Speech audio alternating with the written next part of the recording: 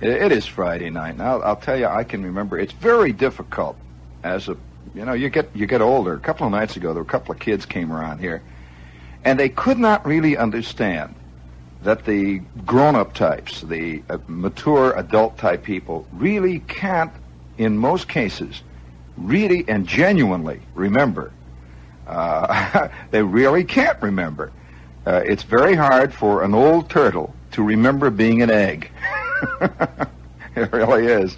And of course, they resent highly any turtles that do remember being eggs. It causes some little problems, but I remember very cleanly and distinctly the excitement that Friday night meant. It's a fantastic, it always will. Even to guys who are not in school, who are still not 15, Friday night is a special, peculiar kind of a dangerous night. And what it meant to me, I have to admit one terrible thing at one point in my life. What it really meant to me was Friday night was the one night that I could keep my ham station going until dawn. I did not have to get up early in the next morning. Even my paper route did not work early morning Saturday. The paper was not delivered on Saturday morning. I made my collections Saturday afternoon, but I could stay up all night. And I'd come home from a date, the whole scene. I'd have the whole bit going. And about 10 o'clock or 11 o'clock, I'm with this girl. We're having a malt, we're sitting in the drive-in watching Charlie Chan or some other big opus of the period. I can hardly wait, I keep hearing it in my mind. I keep hearing the CQs on 40. I said, oh, boy, there must be, about now, the West Coast must be coming in. Right about now, the W6s are starting to pound into the 9th District.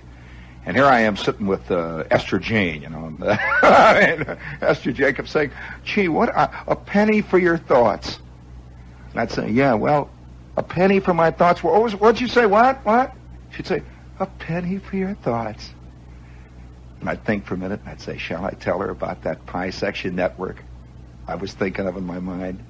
This pi section network, I got a terrific idea to change the standing wave ratio on my 600 ohm feed, on my 40 meter SEP. Shall I tell her about that? And then it would come out, and I'd say, yeah, okay. And I'd say, Esther, what I was thinking of, that there is in the handbook, in the ARRL handbook, there's a terrific section on pi section networks. And I wonder if you'd like to go home with me, and the two of us will build a pi section network that will reduce the standing wave ratio on the 600 ohm feeds to my 40 meter. And by that time, I'd see her drifting away. And she'd be looking out of the front window of the car now, and she's watching Charlie Chan again. I'd say, what's the matter? Just think of the fun we could have together. You could hold the solder, and I could take the soldering irons. And I'd say, give me the solder, quick, come on. Now put a plier down there, hold it on that terminal there. Psh, oh, boy, would we have fun. And there'd be this long, pregnant silence. And I recognized that once again, Mighty Casey had struck out. And I could not, I knew then there were certain things that you just didn't talk to chicks about. Pi section networks, you do not discuss mercury switching systems with chicks. You do not discuss a Class C final with a chick. And you don't even discuss the ineffable mysteries of the universe of that kind with a girl. And I remember one period I was plunged into a profound funk, a real funk. And oddly enough, just the other night, I'm looking in the newspaper, I'm sitting there, and I'm down at the Horn and Hard Arch, and I got my egg cup in front of me and a big cup of Horn and Hard Arch coffee, and I'm just casually going through the paper. And it was a paper that I found there. It was on somebody's table. I'm just going through it. And suddenly, Skip, a name hit me. A name just stuck right out of the headlines there. Now, we're used to big, regular names like President Johnson, Dean Rusk, and Charles de Gaulle, Mickey Mantle and stuff. It was a name? I says, no, it can't be. It can't be. And it was an obituary. And sure enough, there it was, the name of a man who probably nobody in the entire Horn and Hard Art, probably, I would say, anybody on 6th Avenue at that moment, sitting in coffee shops, sitting in H&H's and sitting in Bickford's, wherever they might be, if I ran from one of those tables to the other and says, look who died. Look at the name. Do you remember the name? The name would mean nothing to them. to how many of you does the name Heising mean anything? Did you ever hear of Heising modulation? Heising modulation. You know, there aren't many men in any field who give their name to an entire system or an entire formula or a new discovery. You know, like the Salk vaccine. We all know the Salk vaccine. Dr. Salk's name will be familiar and will be famous for generations, the name Salk vaccine. We know about Freud, you know, the Freud dream analysis ideas and Dr. Freud's hypotheses and so on. We know about Einstein's theory of relativity. Well, Heising lived over here in Jersey. He died just a couple of days ago. And I caught the name, and it was connected with one of the peculiar, long, blue funk moments I've ever had in my life. The Heising system of modulation is a system of AM amplitude modulation. Now, you're listening to me, in most likelihood, if you're listening to 710 on your dial, I know you are, you're listening to amplitude modulation. That's AM radio. The other kind of radio is connected with another man. That's the FM radio. What's the name of the man, really, who was generally credited at being the genuine developer of FM radio? Come on, who is it? What kind of an engineer are you, for crying out? You know who it is. Why, he was there. Isn't that sad? The great men of our time, hardly any. Major Armstrong. Oh, for heaven's sakes. He also was involved in the superheterodyne theories. That's another thing. There was a great man. But the name Heising, it became so mystical, so involved in my life, like a Colpitts oscillator, for example. I wonder if old man Colpitts, who invented a certain type of oscillator, knew that for years and years and years there would be a little diagram in question and answer manuals, in ARRL handbooks that would say Colpitts oscillator. Now, I'm not talking to you about radio here, so don't get bored here. I'm talking to you about something else. Can you imagine your name, let's say Witherspoon or Oschenschlager? Let's say if there were textbooks to be printed for 100 years from that, and it would say Oschenschlager's law of rottenness. And forever and ever, people would know the name Oschenschlager, and it's not even a man anymore. It's just a name. It's a name. Heising was not a man to me. And I was astounded to find a Mr. Heising died, and I read the obit, and it was the one. It really was the Heising who had created this system of modulation. Well, let me tell you, speaking of bad modulation, this is WOR AM and FM New York. Now, I'm not going to go into a technical description of what the Heising system of modulation is. I could go into that. That's for next semester. We won't do that tonight, but I will tell you this, that I am now on CW. See, I'm a kid. I'm about 14 years old. I'm a ham. And my whole life is connected with this stuff. And of course, I was also involved in other things, like I'm playing football, and I'm playing second base, and I'm going out with Esther Jane Albury, and I'm going out with Dawn Strickland, and I've got all the chicks going, you know, the whole scene. It's a gigantic fruitcake of existence. And connected with all of it, of course, and somehow weaving through it in this tapestry, was this thing of back home in the front bedroom, my shack. And this was my special place, my shack. You know, the day bed is over here, and the windows are over here. And the shack was a bedroom we did not use. It was my shack.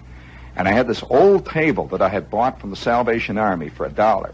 And I'd cleaned it, and I'd put Formica on the top of it and polished it. I had a little vise on the side of it, you know, and I had the desk drawers all cleaned out, and I had compartments in there where I had resistors and condensers, and I had the whole scene. I had a clipboard off to the left where I kept my log sheets and my plate readings and my grid drive readings and all that. And I had a rack. I had a 4.5-foot rack that I bought. I bought it in an old used radio store, a place where you buy old radio junk, you know. And I bought this rack. It was a big 4.5-foot rack, and it had big 19.5-inch panels across it. And in it, this big 4.5-foot rack, which is a great big piece of iron, I had a 10-watt transmitter. That was the joy, the light of my life. It was CW, and every night when all the other kids, you know, were sort of just hanging around the living room and walking around picking their teeth and crying and whining and looking out of the window and yelling down the hot air register, you know, stuff that kids do, I would be in the front bedroom in my shack with my key. the time that Uncle Tom gave me that key, I will forever remember. He gave me an old railroad, beautiful railroad key with a sidewinder, you know, a real key, see. And I would be down there at maybe 10 or 11 o'clock at night, and I'm on there with my cans, my Brandy's earphones hanging on my head, and I'm on 40 meters. My 6L6 is laying it down on 40, and I'm right there in the middle of the band. 7182 was my Bliley X-Cut crystal. And I am number one on 7182. And my rig had such poor voltage regulation, Skip, that the entire house, when I would press the key down, the lights would go woo, woo, woo, woo. And about every 10 minutes, my old man would come, bang, will you cut off that? I can't even read now already. I'd say, okay, Dad, all right. I'd sit there and then I'd go, wait for a couple of minutes. I'd wait till, you know, you always wait till the ripples sort of die down. And the talk builds up again out there, and then I go, few little V's, you know.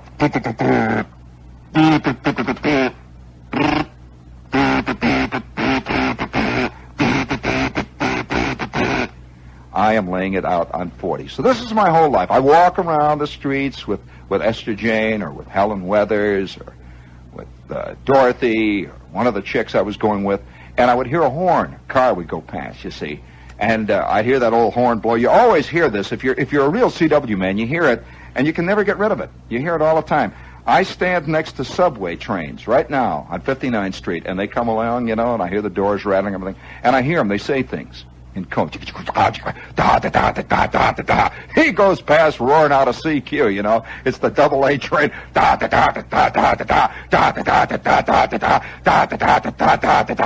can hear a CQ just as plain and easy, you know. I'm walking down the street with Helen Weathers or with Dorothy Anderson, and I hear the horns, you know, the horn goes. Some guy sends a K. I turn around and go. And there's a dull silence there. And then I'd hear obscenities. I'd walk along and somebody'd send an obvious obscenity. He doesn't know he's doing it, you know. He just said, I'd dig Dorothy, and I said, you hear what he said? She said, what? And, of course, the word got out that I was kind of a nut. You know, kids who do things that all other kids don't do are always kind of looked upon as the nut, the crowd. Well, about that time, it was maybe about a year after I got on CW. And I was going up for my Class A examination. Now, this is a special exam that you take that involves amplitude modulation. It's about telephone, radio telephone, this whole business that we're involved in right now. You and I, you're listening to me on a radio set. I'm talking to you on an amplitude modulation transmitter and so forth. Well, that was that whole theory, diagrams, and the whole business. And there was one special section called the theory, the adjustment, and the maintenance of the Heising modulation system. And I got involved in that. Somehow I began to dig this system. It had a nice symmetry about its diagrams. It was a nice, somehow I dug the theory of the Heising system. Don't ask me why, I can tell you now. One thing, it's cheaper than most other systems. And I began to dig this Heising modulation system. And then I began to go down to the old surplus radio stores, and I began to look for chokes, filter chokes and stuff that I could use to make this Heising system.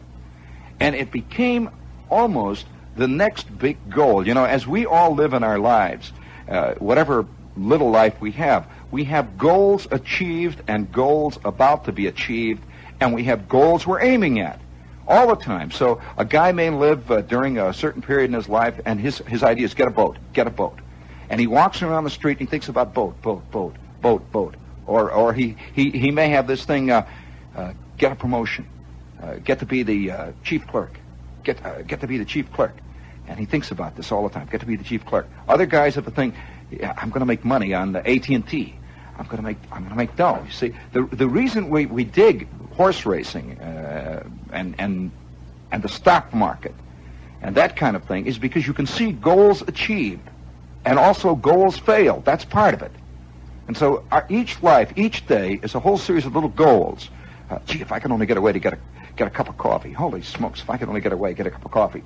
Oh, wow. And you go for about a half an hour, so you're working away there, and then all of a sudden you say, I'm going to go. I'm going to go and get a cup of coffee. And boom, the next thing you know, you're sitting down there at that good old chock full of nuts, and the coffee's out there, and a goal has been achieved. A goal has been achieved. Bing, it's big, you know. There it is. Trouble in mind. Oh, and that's what trouble's about, man. Trouble is when a guy ain't got no goals. Trouble in mind, ain't got nothing to do. Trouble in mind, ain't no goals. Trouble in mind, ain't no place to go. No chick wants me. I ain't got nothing to do. I'm just sitting here in the doorway, slugging down greasy, green, old, rotten, sneaky Pete. Oh, trouble in mind. Trouble in mind. Ba-ba-ba-ba. Yeah. It's there, you see. And there I was beginning to develop this thing, and Heising modulation. Now, I know this means nothing to you, but millions of hams are listening, and they're saying, yeah, man, yeah. Well, at that same time, there was a girl that I was really hung up on. I don't even remember this girl's name. It was one of those brief, momentary things, you know, where you get hung up on a chick. I remember she had dark hair, and she had sort of pink, light-type skin, and I remember she lived on the north side of town, and I remember I used to ride over there about every second day with my Elgin bicycle, like mad through the gloam, just to look at her house, you know, that kind of thing. Just to ride past her house once in a while, like, hey, look out! She'd never look out. But once in a great while, I'd see her at the tennis court, that kind of thing. I had a big hang-up on this chick. And at the same time, I had a hang-up on Heising modulation. Well, one day, I'm in this store, this old junky store that we used to go to. I'm down in the Ace radio shop. It's a crummy old, lousy radio shop. They have millions of piled-up turntables of old, disreputable types, you know, wound for Bulgarian capitals, special types of winding that only work on 6.5 volts or some nutty thing like that, or 18 1/3 volts, all kinds of crazy equipment. And I came across the transformer. It was perfect for my Heising modulation. Well, I had about $1. That was about as much as I could go. And old Sam, back at the counter there at the Ace radio shop, is looking me right in the eye, and he says, Buck, are you kidding? Do you realize it's a 300 mil transformer? What are you talking about, Mac? You don't find many of them anymore. That's a 300 mil Ford Darson transformer. And I'm there, confronted with it. Well, that night I had a date. I had $1. This son of a gun wanted $2.50 for this transformer. Now, I had probably a total stake at the time of about $3, of which $1 was to go for a transformer that day, or something else. Maybe I wanted to buy whatever I was going to get. It was going to be $1, see. I figured $2, well, we'll go down to the Orpheum, me and this chick. That'll leave us enough to get a hamburger over at Miner and Dunn's. And, well, you know, it'll work out pretty good. I'll maybe squeak by with an extra $1 or $2. I had it all figured out.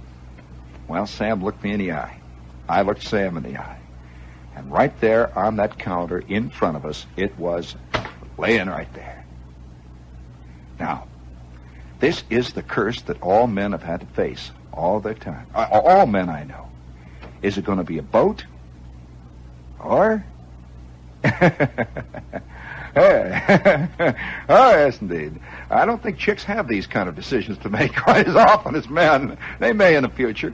But men always have these little things, you know. They do. They have to decide whether or not to be a social animal or a rotten, crummy, selfish animal. Now, usually they devise it in such a way in their mind to be both. And so the guy will say, well, if I buy this transformer, I will be a happier person to be with. Not only that, I will be more fulfilled. And then I could certainly be able to fulfill my role with Esmeralda much, but actually I'm investing in her if you look at it in a certain way. If you look at it a certain way, in a certain light, that the best thing I could do for her would be to buy this 300 mil Thor Darson transformer and build up my Heising modulation system, and from there on in it would be hotsy-totsy. That's the way my mind went. So 5 minutes later, I am going home with this big transformer under my arm. Oh, that excitement, you know. I had all the other stuff, you know. I was all ready to go. And that afternoon, I'm building and soldering, getting this thing going. You know, I got the diagrams out, and I'm working down the circuit values, and I'm hinching a little bit. You know, I got a couple of things where it says 0.2, microfarad condenser. I got a 0.1, little things like that all the way down. Yeah, I'll make it work, The resistor that it should have been, let's say, 1,500 ohms. I had one that was 2,700 ohms. It's close enough for jazz, So, well, anyway, it's now about 5 o'clock or 6 o'clock, thereabouts. And I have built my first modulator. I don't know whether you know the excitement, friends. I don't know how I can transmit this to you. Of going on the air for the first time on your transmitter. Now, I'm not talking about CB. This is nothing. This is kid stuff. Come on. None of that junk. And by the way, many people today confuse amateurs for CBers. They're totally different animals. Completely. There is no parallel between... a CBer bears about the same relationship to an amateur as a little grandmother riding along the West Side Highway in her 47 Plymouth bears to Sterling Moss. It's about the same, isn't it? Roughly, yeah. They ain't at all the same thing. Don't confuse them at all. And so I've got this Heising modulation system all done. I've got a 6L6 tube in the final. I got a dummy load on it. And I'm all set to try it out, test the whole thing out. I got the microphone. I got a single-button carbon mic. Put the gain on, turn it all on. And then I stand back with the mic, and I'm ready to go. And I've got I was using to test my modulation system, I have a 2-watt neon bulb, which I could see it was about as close. And of course I had a milliammeter, I had an ammeter in the plate and so on. And so she's heating up. Slowly I apply the plate voltage. I had a variac and I'm applying the plate voltage to my final. She's now up to 700 volts. There's a lot of voltage on that poor old 6L6. She's a bright, brisk cherry red, and I said, well, maybe I'll back it down a little bit. I go down a couple of notches, and I got about 500 volts on the plate. And then I switch in my Heising modulation. And there's one moment, just a moment of pause, when suddenly, without any warning, it goes... I get this fantastic chatter in my transformer. I back it down.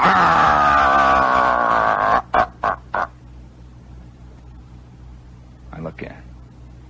Wait a minute. I turn off the switches. Get out the diagram. I'm checking it over here. Check. Everything checks out. Yes, indeed. Let's see here. Well, maybe I had just too much gain on the input there. Maybe she was overloading. Motorboating. That's it. She's probably motorboating.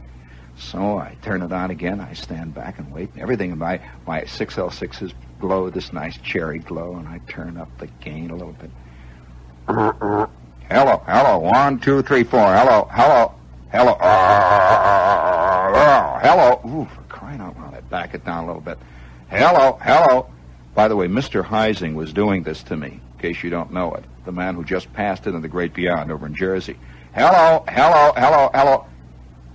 And it was the first time that I'd ever encountered one of the major curses of mankind, downward modulation. Now, that means nothing to your friends. Except, suffice it to say, that when old Shep talks to you here, the transmitted signal of WOR goes up. As my voice goes up, the signal goes up. Well, my transmitter was working the opposite. As I would talk into it, it would go down. And I'm holding the thing up there. Hello. And now it's getting about 7 o'clock, see. Hello. 1, 2, 3, 4. Oh, what a curse. And I could not get... And by that time, I just said, well, there must be something wrong. I'm not checking it right, so I'll call CQ. Hello, CQ. And I'm tuning back. Hello, I'm on 160, in case you're interested in the band. Hello, CQ, hello. And I stand by. And immediately a guy comes back right on the frequency. Gong!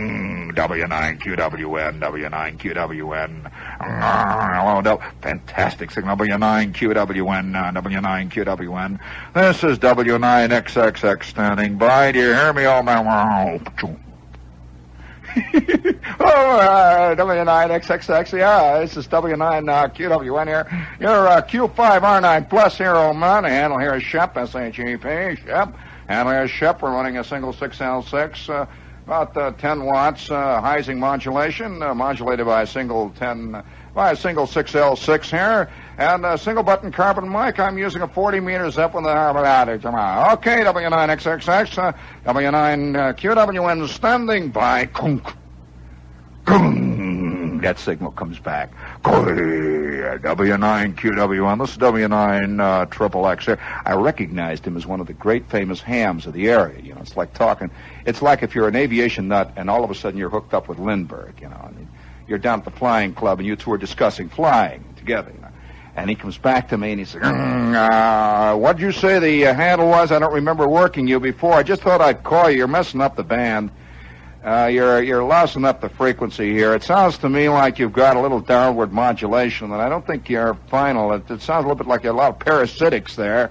And not only that, it sounds to me just a little bit like your neutralization is way off, man. I just thought I'd call you. I didn't want to get involved in any long rag chew. You better look into it, old man, and I'm going to QRT now. I think I'll pull a switch, and don't bother to come back. You sound rotten. Don't bother to come back, old man. It's all right, fellow. Your signal here is about, I'd say, around a Q2 to 3, about an R2. Well, that meant that he had to turn up everything he had just to hear me. And when he did turn it up to hear me, I was just rotten. And so he just, boom, he's gone. I'm sitting. Heising modulation, eh? Yeah, I turn it on again. I take my neon bulb. This time I put the dummy load in. See, I'm not going to radiate all over the band. And I get on there. Hello, hello. It keeps flickering downward. It's now 8:30, 8:45. My check has been waiting for me since 7. It's at 7 o'clock. Well, I finally realize, you know, this way lies madness. In this way lies the antisocial animal. And once you have committed yourself to the antisocial animal, forever you'll be down in some dank basement, surrounded by half-empty ball jars full of nails. The rest of your life will be given over to this insanity, whatever it is. I knew that even then, as an animal. I knew even then that hang-ups can devour you. And so, about 8:45, I looked at this thing, and I says, oh, okay. I turned it off. And 15 minutes later, I am picking up this chick. And 10 minutes after that, we are on our way to the Aragon. We are on our way to this place where they had these terrible bands and stuff, see? And all the way on up, all I could think of was downward modulation. All I could think of, it was like I had failed as a man. I wonder, it's too bad that Tennessee Williams doesn't write plays about the things that really get guys going, that really get guys hung up. I have known guys for 2 solid years. 2 solid years to be eaten up inside. I mean eaten up. Where they yell at their chicks, they threaten to kill their daughters, they take a shot at their boss because of one thing. They get rotten gas mileage. They're getting 8 miles to the gallon. And it burns them up every time they go into that gas station. You know, they bought this monster, and it takes 14 gallons of gas just to get to town and back. It's like Ahab and that whale, you know. And so we are on our way to the Aragon Ballroom. Well, have you ever danced with a chick when you got a Heising system of modulation on your mind with downward modulation and also a bad problem with parasitics? All the time I'm hearing parasitics in my mind. And parasitics are awful things. They're like little, well, when you hear parasitics on the air, you know it. It's like a swarm of awful, angry, sort of somehow debauched, erratic locusts. They surround your signal. It's a fuzzy signal. If you could tune past WOR and it sounds like a shaving brush that's been drinking, that would be like my signal was on 160, and I'm bugged. Well, on the way home, after about, it says, at least 4 hours of dancing, it seemed like 4 hours, went on endlessly, back and forth we're going. We're on our way home, and she turned to me, and she says, I don't want to hurt your feelings. And I said, what? Already, you see, I was back in my shack. I was sitting next to this chick on the Western Avenue car, but I'm already back in the shack, you know, and I've got an idea. I'll tell you what it is. It must be the cathode. It must be my cathode biases. That's it. I'm thinking, oh boy, I can hardly wait to get home. I'm going to change that resistor in there. I know what it is. I know. Oh, what a fool, what a nut. And she says, now come on. She says, I don't want to hurt your feelings, but you're one of the worst people that I've ever dated. I said, what? I don't make passes or anything. I'm a nice guy, you know. I took her out there. She said, you're one of the worst people I've ever dated.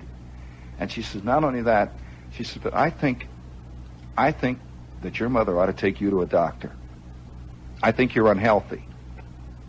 Unhealthy? It never occurred to me that having a hang-up on a cathode follower circuit or having a hang-up on Heising modulation was somehow a perversion. It was a sickness. I said, well, unhealthy? I mean, I play football and all that stuff. What do you mean unhealthy? Now I'm getting a little bugged with it. What do you mean unhealthy? Anybody with the kind of skin you got should holler about unhealthy, for crying out loud. She says, well, I don't care. She's bugged. Oh, a woman scorned even at the age of 14 is hell on wheels. That's all I got to say. So I'm saying, well, what do you mean unhealthy? She says, well, I don't think you even talked to me once tonight.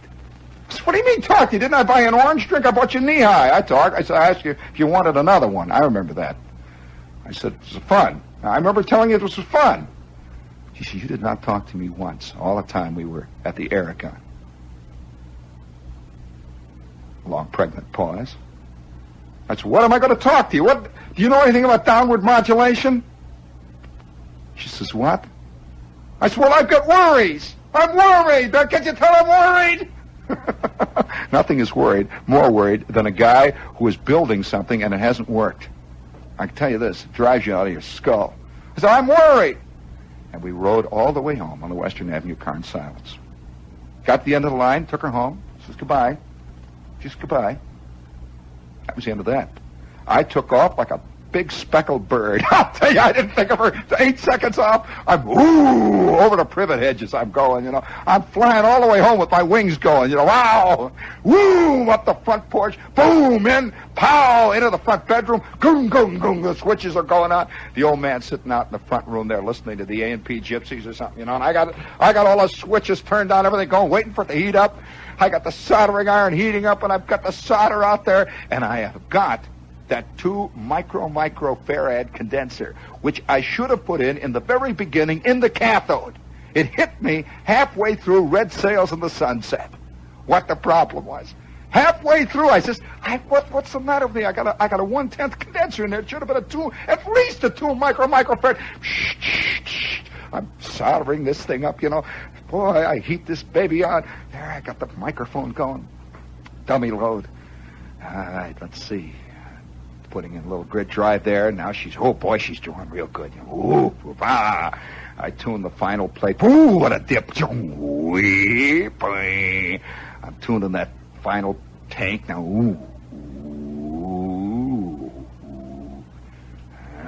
advance the gain a little bit. Hello, 1, 2. Oh, what a beautiful sight. What a beautiful sight. My milliammeter in the final plate is ticking up ever so slightly. Ting, ting, ting, ting. Up, she's working perfectly. I take my neon bulb. Hello, 1, 2, 3, 4. Hello, hello, hello, hello, hello, hello. 1, 2, 3, 4. Hello. Beautiful envelope. Magnificent signal. Pow! Out comes the dummy load. In goes my 600 ohm ZEP feed. Boom, boom. I'm tuning her up. Oh, man. Up to the full 10 watts. Hello, 160. Hello, hello, hello. Hello, hello. Hello, CQ. Hello, CQ. Look at that meter flicking up in there now. Look at it right behind your head, Skip. Look at that beautiful sight. Hello, hello. Hello, CQ. Hello, CQ. Hello, CQ. Calling CQ. I sat there until I was red in the face calling CQ. This is W9QWN calling CQ and listening. I developed that real snotty way, you know. And listening. Come in there. Boom. I'd wait. Of course, the band was one solid massive heterodynes. I could hear nothing. Just whoo, all the big timers are coming in. It's late at night. And then finally, about 1 o'clock in the morning, I hear this guy calling, hello, W9QWN, W9QWN. This is W8LFD in Cleveland, Ohio, calling, hello, hello, hello, W9. Oh, fantastic moment of total joy. You know how the guys who have reached the top of Mount Everest feel? I know that feeling. I know that feeling of standing on the top of a glacier, looking out over the Himalayas. Nothing but achievement. You can't go anywhere after this. There I sat that night, working guys all over the Midwest with my 10-watt Heising system of modulation. And it wasn't until there was a postscript to this. Years later, I am out of the Army. Years later. Oh, boy, long time afterwards, I am going through a department store. I am home about a week and a half, and I still got my uniform on. And I'm going through a department store in Chicago, and who do I meet but that girl? That same girl. And she's working in one of the big stores. In fact, she was working in Carson, in case you're interested. And there she is. And I couldn't remember the chick's name. And she couldn't remember my name. And she was behind a counter. And we both stood there, and I said, say, Hammond High, didn't you go to Hammond High? She says, yes, of course, you, I remember you. I said, I remember you. Do you remember the... She says, yes, the Aragon. We stood there for a second. And then she finally says, you know, you were kind of a nut. Did your mother ever take you to the doctor or something? See about that? I said, no, that problem's all cleared up now. It's all cleared up. Little did she know that the problem was all cleared up. I was getting upward modulation. Albury will be in the crowd, too. Tomorrow night at the Limelight, where life is rich, life is full, and passion flows like a great, deep, rich river down to the sea of equanimity. May the first year never return.